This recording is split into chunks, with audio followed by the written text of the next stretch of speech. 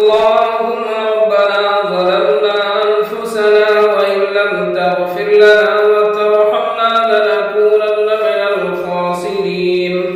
اللهم طهر قلوبنا من النفاق وأعمالنا من الرياء وألسنتنا من الكذب وأعيننا من الخيانة فإنك تعلم خائنة الأعين وما تخفي الصدور.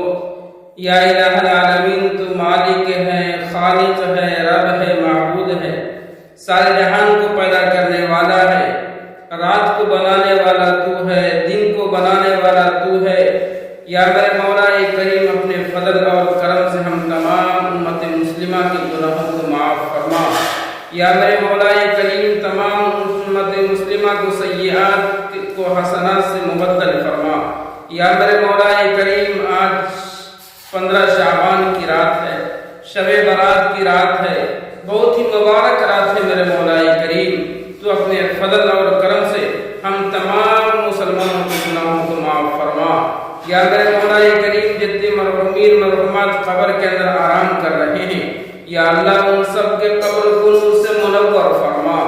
یا میرے مولا کریم، جتنے مسلمان کاروباری اعتبار سے، بزنس کے اعتبار سے پریشان ہیں، گھریلو اعتبار سے پریشان ہیں، یا میرے مولا کریم، اپنے فضل اور کرم سے ان سب کی پریشانی کو، دکھ کو، تکلیف کو، مصیبت کو دور فرما.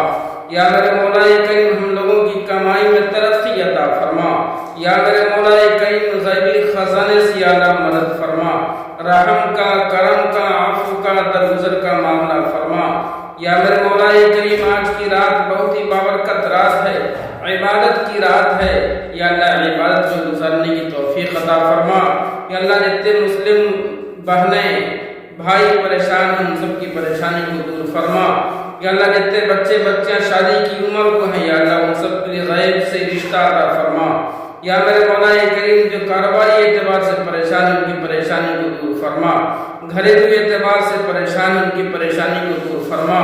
یا اللہ جتنے بچے بچیاں اس وقت گورنمنٹ کا ایگزام دے رہے ہیں، اپنے جاب کے لیے ایگزام دے رہے ہیں، یا اللہ ان سب کو ترقی عطا فرما اور کامیابی کی دولت سے مالا مال فرما.